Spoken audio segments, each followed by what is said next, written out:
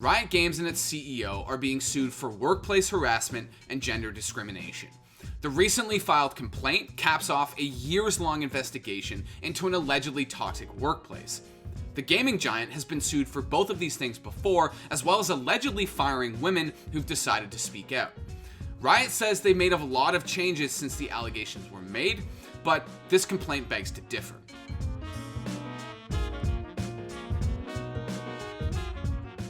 On February 9th, a legal complaint was filed by former Riot employee Sharon O'Donnell against the company and her former boss, CEO Niccolo Laurent. I say complaint because there is a difference between a legal complaint and a lawsuit.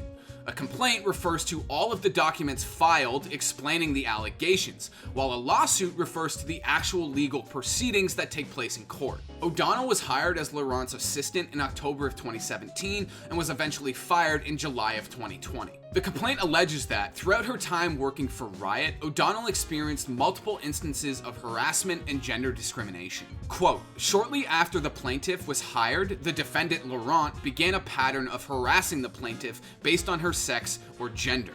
This continued until the end of her employment, end quote. The complaint includes a laundry list of specific allegations, one of which is an instance where Laurent allegedly asked O'Donnell to come over to his house while his wife and kids were away.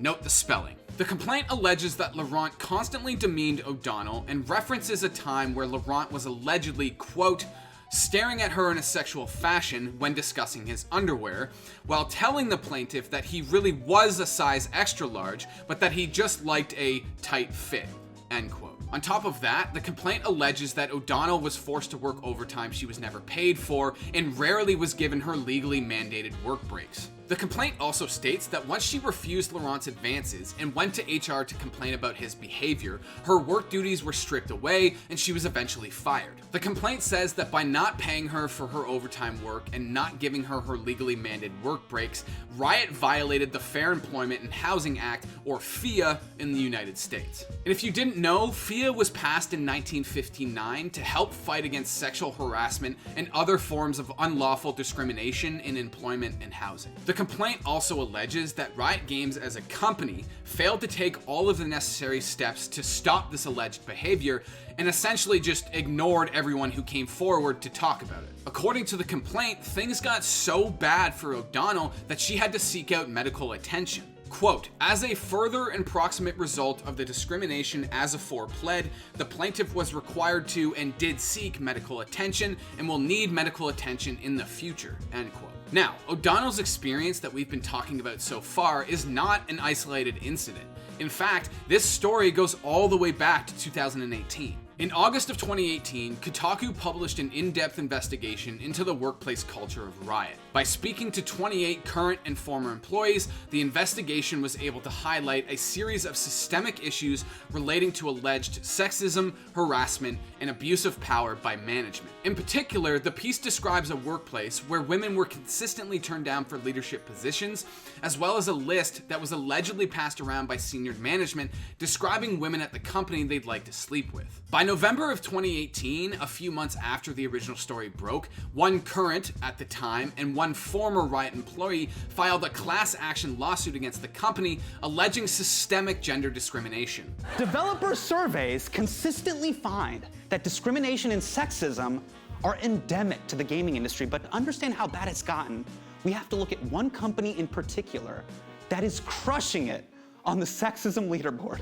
Riot Games just can't escape controversy.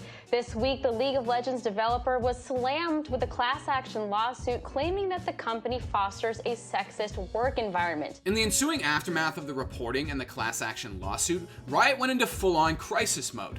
They rolled out a bunch of diversity initiatives on their website and basically said, hey, we're not actually women-hating douchebags. This continued into 2019 as Riot doubled down on the whole "we're changing" promise.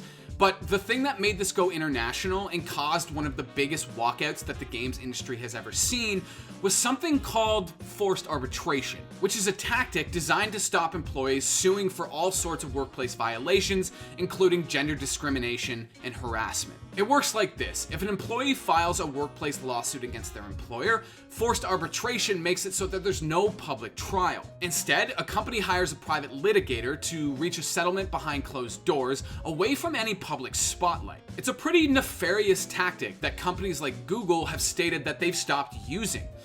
Not Riot Games though, because in April of 2019, almost 8 months after that original Kotaku investigation, Riot filed a motion blocking employees from suing them for harassment. In other words, forced arbitration. According to Riot at the time, the argument was simple.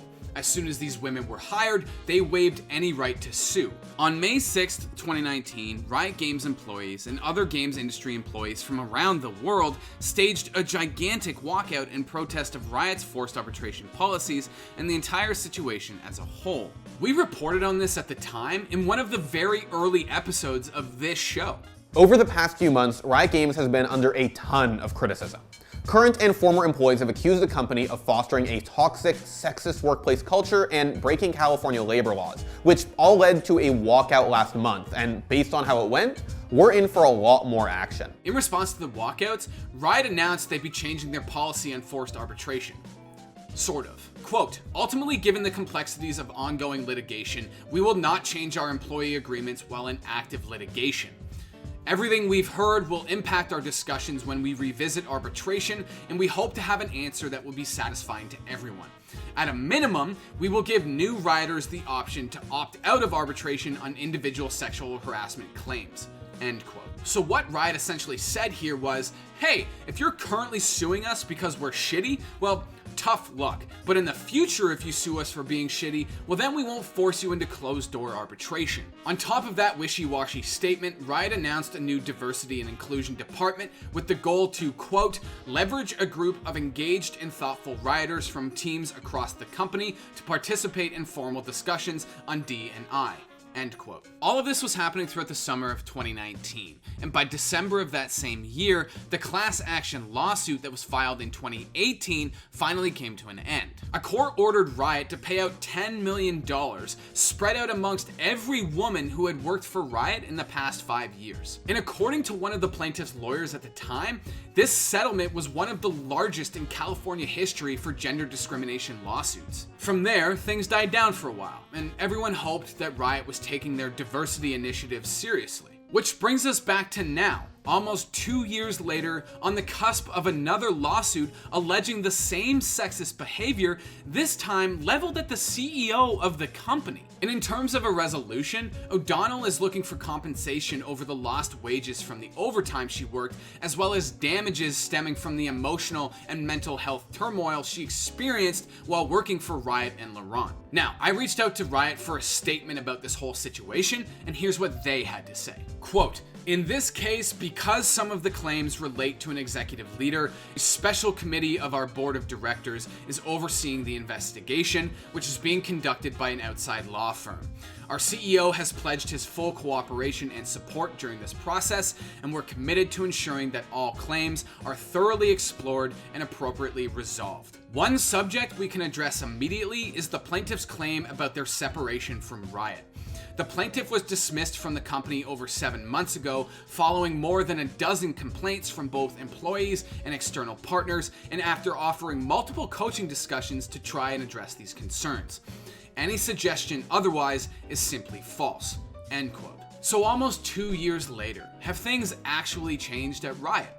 They would argue yes, pointing to multiple diversity initiatives that they've started. But it's a pretty rough look when the CEO of the very company that says it's changing for the better is being accused of the exact same things that caused one of the biggest walkouts in the history of the games industry.